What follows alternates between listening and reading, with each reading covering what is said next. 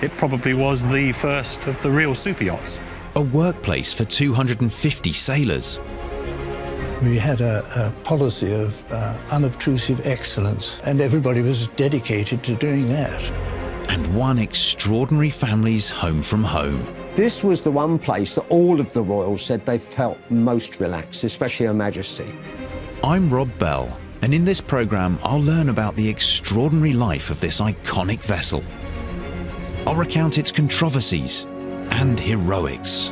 The Royal Yacht Britannia saved my life and hundreds of others. I'll reveal an incredible secret that's been hidden until now. Her Majesty's Yacht Britannia would be given the authority of central government in the advent of government in London being completely wiped out.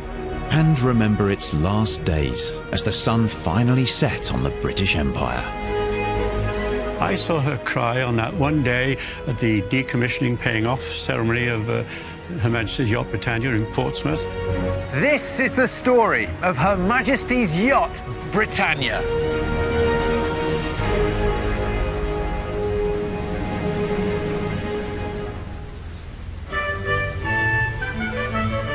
Leith Docks in Edinburgh, final resting place of the world's most famous motor yacht.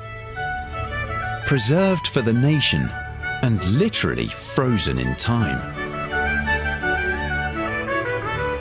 On board, every clock is stuck at 1 minute past 3, the exact moment the Queen stepped off for the last time, when on December the 11th, 1997, the Royal Yacht was decommissioned. For the previous 44 years, Britannia had sailed every ocean, attracting huge crowds in every port.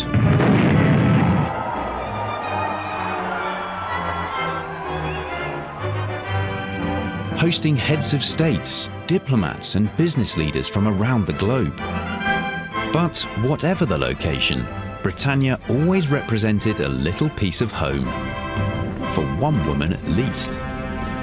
In royal homes like Sandringham and Windsor, even Balmoral, it's difficult for the Queen to be really left on her own. But she once said of Britannia, it was the one place she could truly relax. And it's easy to see why. So I'll be going on my own exclusive journey through the living spaces, the dining areas, the staff quarters, and the gleaming engine room, all with their fascinating secrets. During her lifetime, Britannia sailed more than 1 million miles. But how exactly did that life begin? The story starts in 1936, when the new king, Edward VIII, requested a royal yacht that would reflect the British Empire's prestige and importance. It was a far-sighted vision. But, like his reign, it was short-lived. His former Majesty, King Edward VIII, did declare his irrevocable determination to renounce the throne for himself and his descendants. The abdication crisis meant plans for a new royal yacht were shelved. It took another 2 years and a new king to revive them. George VI envisioned his royal yacht to be one with a difference. In 1938, the Admiralty requested plans for a new royal yacht, which could also be used as a hospital ship as a secondary role. And it was very much primary and secondary roles there, wasn't it? Yes, absolutely. But it's understandable given that in the late 1930s, the political climate in Europe was rapidly declining and war was beginning to seem increasingly inevitable. And so the need for a hospital ship's what seemed more of a priority than the royal yacht. One could say so. One could say so. This dual function meant the idea was approved quickly. Ministers wanted a yacht that could travel fast enough to keep up with other Royal Naval craft and far enough to visit all the territories of the British Empire. The Admiralty sent out for tenders in August 1939. The date by which the Admiralty required the tenders back was the 12th of September 1939, however. Just 9 days before that deadline, on September the 3rd, everything changed. France declare war on Germany. The war signalled the beginning of 6 years of fighting. And a second false start for Britain's royal yacht.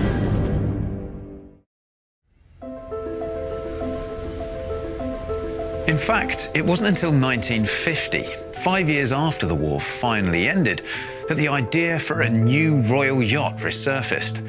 And when it happened, there was a real sense of urgency about it. That was because the King, George VI, had been diagnosed with lung cancer, and doctors hoped a convalescence cruise might help improve his condition. So the plans for a royal yacht that could again double as a hospital ship were reenacted. The task fell to Britain's biggest shipbuilding company, John Browns of Glasgow. So how did John Browns go about ensuring a really speedy design and construction of the new royal vessel? Well, shipyards tend to use what are known as reference ships when they've got any project that requires to be built in a hurry. A reference ship is a successful existing design. And it so happened that a few years before the Royal Yacht project came on the scene, John Browns had built two smallish ships called the Arnhem and the Amsterdam. And we can see images of them here. All right. There are some similarities, aren't there? I mean, you've got the one funnel in the middle. The hull form is very similar. The mid-body of the hull was pretty much identical to what was arrived at for the Britannia. So what were these ships used for then? Well, this may astonish you. They were actually overnight North Sea ferries. They were built for British Railways to operate between Harwich and the Hook of Holland. You telling me that the Royal Yacht Britannia is based very strongly on a passenger ferry? Absolutely, yes. Adapting a ferry for royal use did require a number of changes. The external gangways had to be lowered by 2 feet so crewmen couldn't look into the royal apartments. The yacht was given a clipper bow, whose height was increased by 2 feet to prevent water spray on deck. As it would need to accommodate a crew and royal household numbering over 250, the vessel could easily house 200 injured when converted into a hospital ship. And lastly, she needed 3 masts to allow her to fly the ensigns required by a royal vessel: the Royal Standard, the National, and the Admiralty flags. I'm immediately drawn down here to the crew and the number of crew, but when you go to the top, there it is. Royal party, only 4. It's effectively a palace or stately home at sea, isn't it? On the 4th of February 1952, the John Brown shipyard received confirmation to start building this new palace at sea. Sadly, George VI never got to see it. Just 2 days later, the King finally succumbed to his long and serious illness. It would be his daughter, the new Queen Elizabeth, who would help create what would become one of the world's most famous vessels. Coming up, the legend is launched. I name the ship Britannia. I wish success to her and to all who sail in her.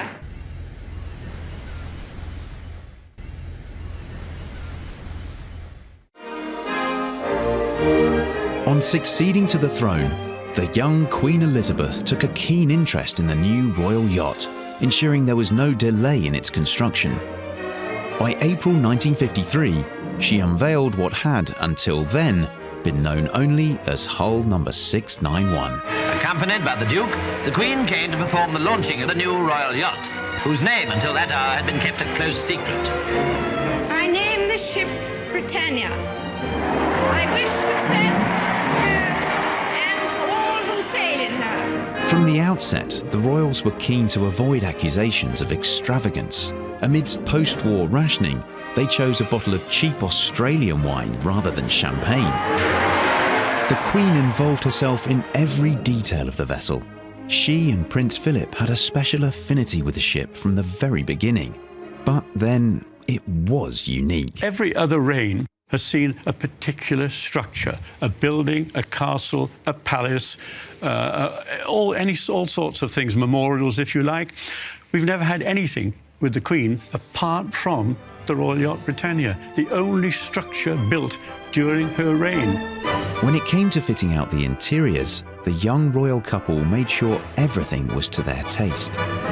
What is the Queen's style then? Most people think, oh, the Queen goes around in a ermine cloak and a crown all day and nothing like that. She's nothing like that. She's a very simple folk. As she has said herself, she is an ordinary woman who finds herself in extraordinary circumstances. And she wanted sort of country house comfort, and she wanted it to be comfortable, simple, and fairly modest. Along with simplicity, the royals also wanted quality.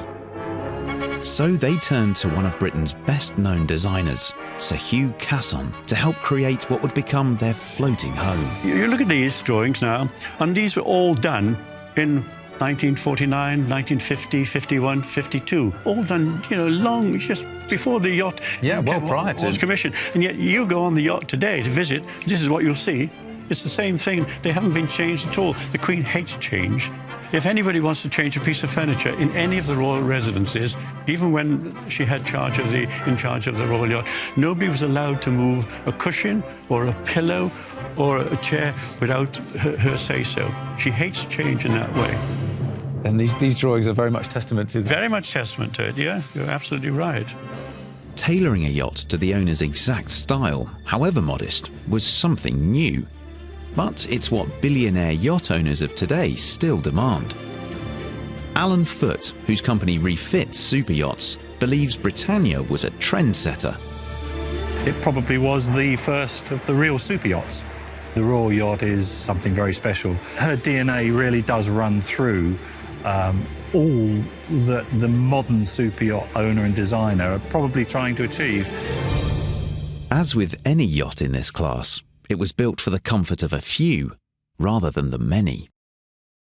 It's little wonder that Britannia is often referred to as a ship of two halves. Behind me, there's the stern, where the state apartments and royal families' living quarters are. Those softly furnished, comfortable rooms we've just seen. And down here are the cruise quarters. Britannia had 220 crewmen, known as yachties, plus 20 officers and a full Royal Marine band. All lived under service conditions. Today, it's an ex-yachtie, Harry Horn, who's showing me around. So this is how the other half lived, is it? This is the petty officers' mess bunk spaces. So it's a little different to upstairs, isn't it, in the royal apartments? We were very, very cramped. So everyone would have a kind of a space like this to store all your personal effects? Yeah, this is actually the deluxe model. What's deluxe about it? This is twice the width for a Royal Marine than a yachtsman. So we would only have half of this.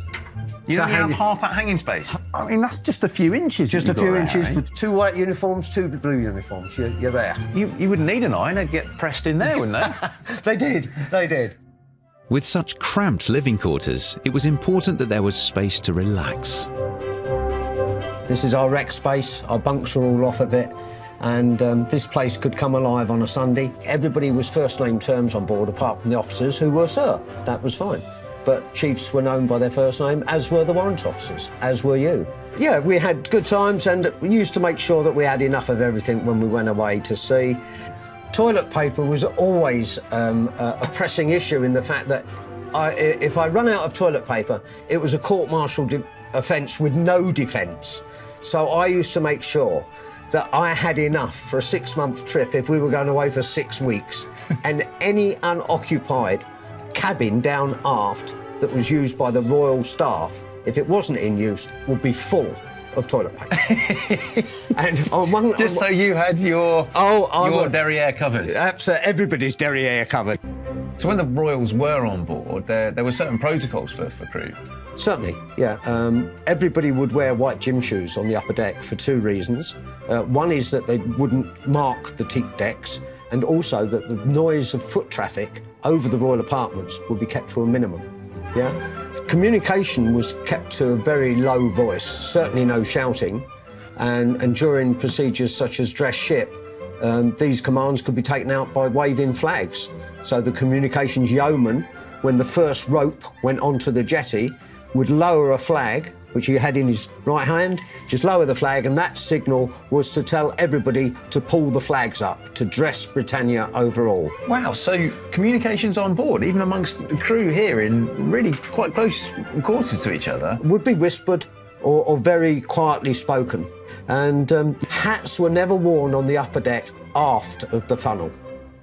That was the unwritten rule. And what if you did kind of cross paths with a royal in your working duties? One would just spring to attention and bow as Her Majesty or the Duke passed, and then carry on with your work. Speak when spoken to.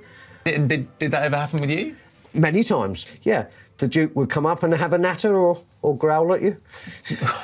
Did you ever get growled at? I got growled at in 1985 when I was on an umbrella party in the West Indies, and it wasn't going to rain.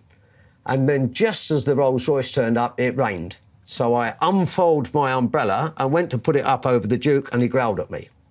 So I put it away. Oh, yes. Good. That was enough, was it? Oh, that was enough, yeah. One deck down from the crew quarters in the bowels of the ship is one of the most praised and criticised components of Britannia. The engine room still houses the same machinery installed by John Brown and Company in 1953. I'm meeting up with an ex-engineer to tell me a little more about it. And like everything else aboard Britannia, it's gleaming. Welcome to the engine room. I think this has got to be the shiniest engine room I've ever seen. I think that's undoubtedly true, and the nice thing about it is it actually worked as well, and it worked very, very well. But it'd be run like this, would it? It would be kept this spick all and the span time, the whole time? All the time like this, yeah. And it's normal, because we were part of the fleet, even the warships kept their engine rooms as polished as this. This cleanliness didn't go unnoticed by VIP visitors. Many famous people came down here, but one in particular, to my mind, was President Reagan came down here when it was running, so he saw it at its noisiest, hottest environment, and he was so impressed with the splendour of it that apparently he asked Her Majesty afterwards where the real engine room was, because he thought this was the show engine room and there was another one somewhere doing the work. It's amazing, it's amazing. And that made us all feel very proud, of course. This labyrinth of pipes and gauges is the beating heart of Britannia. The two geared steam turbines, developing a total of 12,000 shaft horsepower, allowed the yacht to reach speeds of 22.5 knots. It is quite literally a shining example of British engineering. But ironically, it was the engine that led to one of Britannia's greatest controversies, one that developed into a full-blown PR crisis, both for the royal yacht and the royal family. The operation and Britain's commitment to this task force had begun. A not inconsiderable part of this departure was designed knowing these pictures would be shown on Argentine television tonight. When Britain went to war with Argentina in 1982, the government put together a task force of more than 100 Royal Navy and merchant ships. The public expected Britannia to play her part, but she didn't. There was a certain amount of criticism that it wasn't used during the Falklands crisis. It said, yeah, why don't you get Britannia down there? They could do with it. We certainly needed a hospital ship down there. The problem was her age.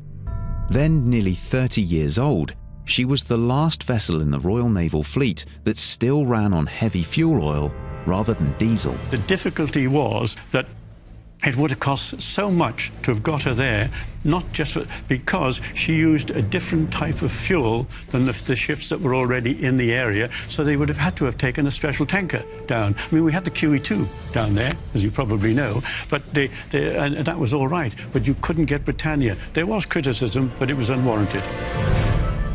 Deserved or not, it wouldn't be the last time Britannia was embroiled in controversy. And as ever, her supporters pointed to the other ways in which she served the country. Throughout her life, the Royal Yacht sailed more than 1 million miles, completing a full circumnavigation of the globe for every year of her service, where she was a regular venue for UK diplomatic and trade missions. Alongside the official duties, there were more private and intimate journeys. Britannia was a favourite haunt for royal honeymooners. You had Princess Margaret and Lord Snowdon, then you had Princess Anne and her first husband, Mark Phillips, and they got seasick throughout their entire honeymoon, so it wasn't very conducive to lovemaking or anything else, you know, on board that time. And then, of course, you had Charles and Diana and Andrew and Fergie, Sarah Ferguson. So the below decks nickname of the Royal Yacht Britannia as the Love Boat is something of a misnomer. A misnomer, as all those royal romances ended in divorce. But when not on honeymoon duty, what was life on board like for the royals? I'm meeting an ex-Britannia steward who helped the royal household. This is brilliant, isn't it? Yeah. When Her Majesty's on board, William, what's the daily routine? Daily routine, she would get a call around 6:30 to 7 in the morning by her personal maid, would take her coffee or a tea. The bath would then be run with a thermometer in the bath to get the correct temperature. A thermometer to make sure it's It would be in the bang bath, on. bang on. And once that bath is ready, Her Majesty would then go to the bathroom, and then the dresser would meet her to dress her ready for whatever the day was going to bring ahead of her. What kind of time would the Queen then retire to bed? She'd normally retire about 11 o'clock in the evening. Once Her Majesty's retired, then the rest of the guests then can make their way to their own rooms then. That's the protocol. When she's retired, everybody can retire. One of the Queen's favourite areas of Britannia, a place where she could truly relax, was the Sun Lounge. This is where Her Majesty the Queen would have breakfast with the Duke of Edinburgh. They would meet here about 8 o'clock in the morning, have a light breakfast just to get her through till sort of mid-morning for coffee. Really quite informal, isn't it? This is very informal. This is where also she'd perhaps come back and have tea late afternoon, about 5 o'clock. Beautiful wafer-thin sandwiches, cucumbers, salmon, beautiful scones, lovely cake stands, different types of tea, whichever she required. So how formal or informal were certain members of the family with the crew on board Britannia? Some members of the royal family just do not want to interact with the crew. They really didn't. They keep well away. But when we were on royal honeymoons, the honeymoon couple would always walk the ship to meet the crew. And we would interact very much so. But there's other members that just would not come and do that. It was... so you had to be aware that there was that little distance between us all. Here we go. What have you got here, then? Over into the drinks cupboard, yes.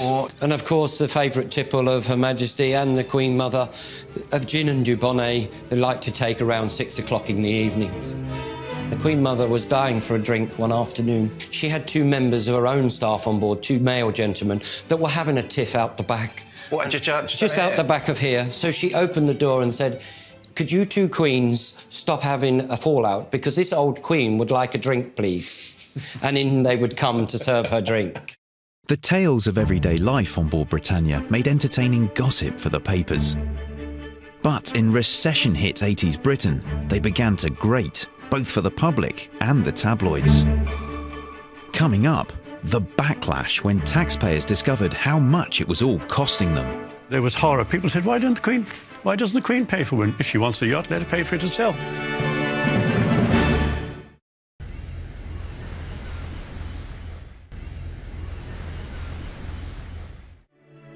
From the beginning, Britannia polarised opinion. Loved by the royals, but loathed by others who viewed it as an expensive extravagance. It certainly gave the Queen and her family a comfortable lifestyle when travelling. Today, I'm being given a unique insight into what life on board was like for them. This is where we'd come back and serve coffee into the drawing sitting room. They would relax in here after functions. Of course, Diana would play on the piano in the corner here that we have. Diana was a fan of... She really did like to play on the piano, yes, when she was on board. But this would be where they relax and have fun as a family. No members of the crew would be around while they're in here. Britannia's royal passengers may not have mingled with crew in the sitting room, but ex-yachty Harry Horn remembers plenty of occasions when they did in other parts of the ship. We would be given fair warning that one of the royal family would be coming for it, or indeed all of them. But you experienced that, Dave? I did many times. I was sat on my funnel siren waiting for Rear Admiral Woodard to appear, and he had Prince Charles in tow.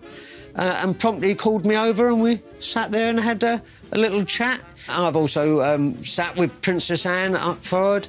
There was a lovely story of Diana going forward unannounced into the unwinding room, which she called the smoky little room forward. And she got in there and she wouldn't leave. I wasn't on board at that time, but I do believe the Prince was summoned to ask her to go. Really? Yeah. So, yeah, they all broke protocol at times. This was the one place that all of the royals said they felt most relaxed, especially Her Majesty. It was the one place she knew there was only one camera going to be out at any one time. It was their private residence, and nobody was looking. Back with Royal Steward William French, and we've reached the room where lunches and dinners always occurred, whether for visiting dignitaries or just the family. This is the royal stateroom banqueting where we would take all meals on board. This is also quite a special room because the children wouldn't be allowed into this room until they knew the etiquette of how to sit at the table properly and eat correctly. Her Majesty would sit at the top of the table, always at the head of the table. Up this end? Yes. So, of course, we also had the secret bell, Rob, underneath the table by Her Majesty. Oh, well, that's a bell to the crew to to the say, crew. right. Yes, to move it along. Let's speed this up. Very shrewd. Very good. I like that. We've now got where the cinema would take place on board. So it'd be hidden away in here? Hidden away behind this bulkhead. 35mm film would be controlled by the stewards the other side, and we'd open this door and project down to the room onto a big screen. The royal family and their members would be sitting here. They loved 70s Bonds movies and... But few spy films, that kind of thing, a bit of action. Yes. In 1986, Britannia had its own starring role in a real-life action adventure that could have been a Hollywood blockbuster. The setting was South Yemen on the Arabian Peninsula. A brutal and unexpected uprising left thousands of foreign nationals, including Britons, stranded in the capital, Aden. Jeremy Flaxman, who's now making an emotional return to Britannia, was in the country on business and trapped inside his hotel. We started to see, is it safe to be in our rooms? We looked out, realised it wasn't because small arms fire was coming, and then the rocket grenade hit my balcony wall and blew the curtains in and blew the room up, basically, that one there. So this is your room, and that's just on your balcony? Yeah. I'd literally just walked out the door to say down to my colleagues, this is blowing up, like, this is really serious. So we decided to go around to the central lift shaft area, and everyone was congregating around the central lifts because it was the strongest point with the most protection. Felt like a safe place for from everyone. Concrete, yeah, rather than open windows. And that became our home for the week. That's where we lived for a week. Stuck in the middle of ferocious fighting, Jeremy and the other guests grew increasingly worried they wouldn't get out alive. But then came hopeful, if unlikely, news. It wasn't until Thursday, I think, that we heard that this rather bizarre story coming from a telephone conversation with the embassy that the Royal Yacht Britannia was going to stop by and pick us up. What? And we're like... What did that feel like, receiving that message? That was nonsense. I mean, it's just nonsense, just a fairy story. Doesn't, Royal Yacht Britannia. Yeah, really. But it was true. As a non-combat rescue vessel, Britannia had been allowed to sail to an evacuation point off the coast near Aden. Rear Admiral Sir John Garnier was her commander at the time. We arrived off Aden the next morning. There was fierce fighting going on in Aden itself, so it was not a good place to be. With fighting continuing, hundreds of foreign nationals faced a treacherous journey to the beach, Britannia, and safety.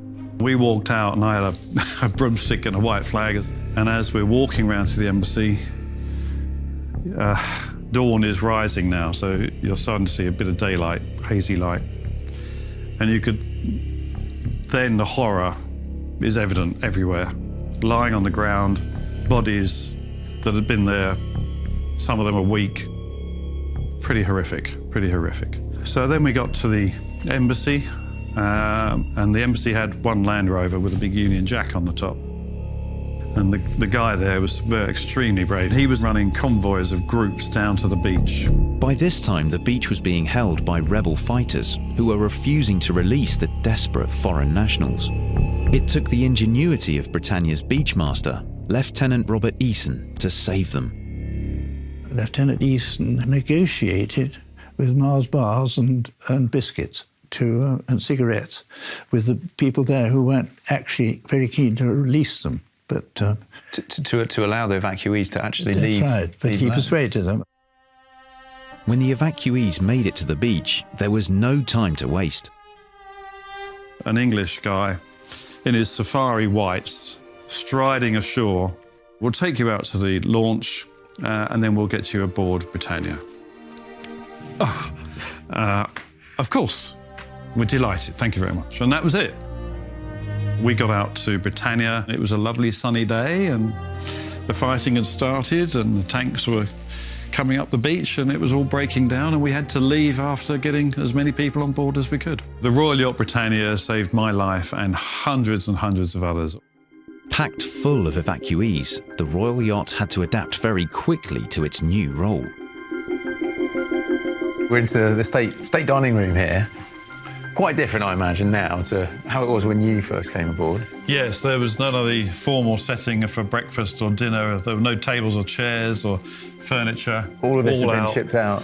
They put a huge tarpaulin down. There must have been 100, 150 Indians and Chinese who turned it into a Chinese laundry. I was nosy. I said, can I go and have a look at the engine room? And on the way down through, the crew members showed me some Indians that were sleeping on the Queen's bed. Really? So and they'd left. They decided to leave them there rather than make a fuss because they were tired. And I said, do you think the Queen will mind? He said, I don't think we'll tell her. That evening, Britannia made it to nearby Djibouti, where her passengers arrived in some style.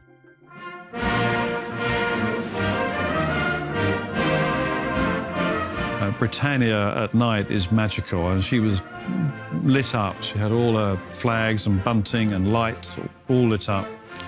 And the Royal Yacht steamed into a prior berth with the Royal Marine Band playing Rule Britannia and God Save the Queen on, I mean, makes the flesh tingle.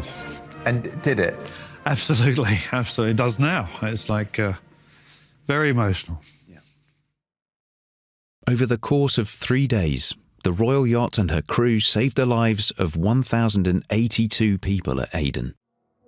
As a result, Britannia's beachmaster, Lieutenant Robert Eason, received the Queen's Commendation for bravery. During her lifetime, Britannia called in at 600 ports in 135 countries. The Queen herself rarely went on the longest journeys, preferring to join at the host country. But the whole crew, including commanders like Rear Admiral Sir John Garnier, were busy throughout. On every passage before Her Majesty arrived on board, the yacht would be scrubbed and tidied up and cleaned up, so it was immaculate. Would there be a certain buzz and excitement among crew members, and including yourself, in anticipation for her arrival? Oh, absolutely, no. That was our purpose.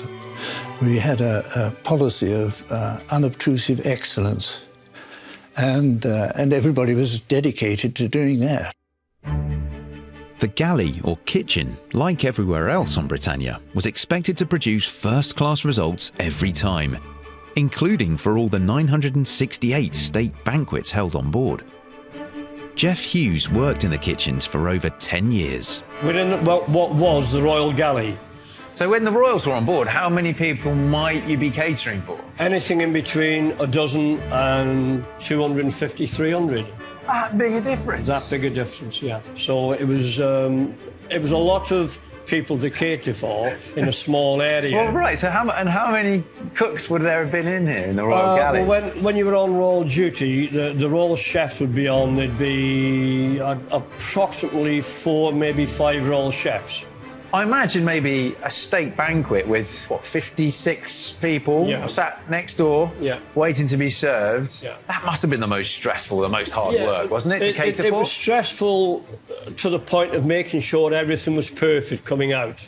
The head chef would check everything, try it. Every single dish before it goes out? Every single dish before going out to make sure it was perfect. So what are we looking at here, Jeff? These are some interesting-looking documents. Yeah, well, these are just a selection of some of the menus from different parts of the world that were done for Her Majesty the Queen's meal in the Royal Dining Room. These were some of the chefs I worked with during my time on the yacht. And I've worked with quite a few, but this was a group at the time.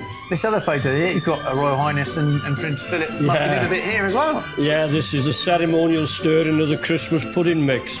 If we were on royal duty when Her Majesty the Queen was on board and it was time for mixing the Christmas puddings, they would come in the ship's galley and ceremonially stir the Christmas pudding, put the rum and the booze in, and that paddle there was only ever used for stirring the Christmas pudding. It was never used for anything else. And then who's this handsome young chap? Oh, that's me. Over the Queen's shoulder there. That's me looking over Her Majesty's shoulder. Just keeping an eye, making sure the mix is right. It was all going in, yeah.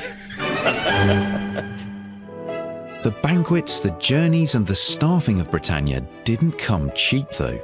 During questioning by MPs, it was revealed that the running costs were £10 million a year. For many taxpayers who'd lived through a series of recessions, it was hard to stomach. It's a fun-loving gin palace in that way. That's what people thought. People said, why doesn't the Queen pay for one? If she wants a yacht, let her pay for it herself. But Britannia's supporters pointed to the valuable role she played in boosting British exports. On one trip to India alone in 1992, deals worth £3 billion were signed. Every state visit ended with so-called sea days, where foreign captains of industry were invited on board. They really are amazing. Let me tell you about one. Was in Los Angeles. He was the head of the Boeing Aircraft Corporation, and also there was the head of Rolls-Royce in America. Now, they shook hands, and I was told later that getting together, they'd signed a contract for $200 million. And that was on board Britannia? On board. And I spoke to Mr. Boeing, and I said, what persuaded you to come to this little cocktail party? And he said, my wife came in to see me, and she saw this little piece of pasteboard on my desk, and she picked it up, and it said, the captain of the Royal Yacht is commanded by Her Majesty. And she stopped there. She said, we are going to that. I think it's fair to say it more than earned its money about 100 times over during its lifetime. As Britannia reached her 40s, the questions surrounding her role and running costs intensified. What nobody knew then, and what many don't know even now, was that she was also being held in reserve for a top-secret role. Coming up, the declassified documents that reveal all.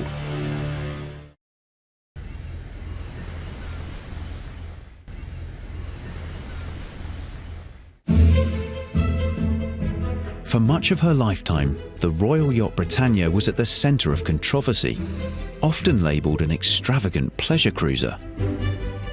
But she was always much more than that. We know she'd been designed to function as a hospital ship, and although she never fully converted, she proved her worth in 1986, evacuating British and foreign nationals from Aden under fire. Her most surprising role was a heavily guarded secret that only came to light once she was decommissioned. And just in here is the ship's communication centre. Look at this. This is fantastic. This is a real step back in time. Now today, a lot of the more sensitive, classified equipment has been stripped out, you can see. But there's still a lot of original equipment. Now this is where all the encrypted messages were sent to Her Majesty on board, and in turn, where the Queen's messages and responses were sent from. But Britannia had a much more important role than just regular royal communication. In the last 10 years, secret documents concerning Britannia have come to light, and what they reveal is almost unbelievable. In the 1950s and 60s, at the height of the Cold War, nuclear Armageddon was considered a real possibility. The Ministry of Defense had to come up with an emergency plan in case the unthinkable happened. These documents, which have since been declassified, detail that plan, which would come to be known as Python. It's common knowledge that in the event of nuclear war, Britannia would be a floating bunker for the royal family. But these documents, never made public before now, show that Britannia would have had a much more important function. Python sets out 5 top-secret locations which would become the central government war headquarters should government in London be completely wiped out by a nuclear attack. Crucially, these documents state that Her Majesty's Yacht Britannia was one of those 5 locations. Each of those locations would be given the authority of central government, including control of Polaris, the UK's nuclear defence system. So the royal yacht, often derided as an expensive indulgence, would in fact have been one of the last lines of the UK's defences, playing a crucial role in preserving British identity. Thankfully, the nuclear Armageddon that was envisioned and planned for during the Cold War never came about. By the mid-90s, Britannia's primary role was coming to an end. The wrong side of 40, she was showing her age and proving expensive to maintain. And in a country emerging from a deep economic recession, the idea of a replacement didn't go down well. Horror. Nobody wanted it, or very, very few people wanted it replaced at that time. Britannia had sailed over 1 million nautical miles and visited something like 157 different countries, I believe, somewhere around about there. And I remember in Parliament, the question was raised about perhaps having a new royal yacht for the Queen. That was the problem. They used the word yacht, you see, and in the public's eye and in the public's mind, the word yacht was equal to luxury and ostentation, you know, and, whereas the Queen regarded it very much as one of her working homes, the working palace afloat, if you like, in that way. It was bad public relations all around. In what was perhaps one of the hardest decisions of the Queen's reign, Britannia was to be decommissioned. Her last official duty was to attend Britain's handover of Hong Kong in June 1997. One of the last outposts of the Empire. One final glittering hurrah. In December that year, during Britannia's decommissioning ceremony at Portsmouth, the normally reserved Queen let her feelings show. I saw her cry on that one day at the decommissioning paying off ceremony of Her Majesty's Yacht Britannia in Portsmouth and in 1997. It was a very windy day, but we saw some tears coming out of her eyes, I think. I looked at Prince Philip at the same time and I thought he blinked rather heavily. The royal yacht's sailing days are now well behind her. She may have courted controversy, but for over 44 years she served the royal family, travelling over 1 million miles to become the most famous ship in the world. To Her Majesty the Queen, Britannia proved to be the perfect royal residence for glittering state visits, official receptions, royal honeymoons, and relaxing family holidays. For Great Britain, she was a majestic symbol of the Commonwealth and a proud ambassador. For the royal family and dedicated crew of yachties, she was home. Now permanently berthed in Edinburgh, she's the most popular visitor attraction in Scotland. But Britannia remains undoubtedly one of the most famous vessels in our maritime past. She's a wonderful survivor and a grand testament to British engineering. But she's more than that. She's a living record of early 20th century British and royal social history, and quite literally the benchmark in super yachts.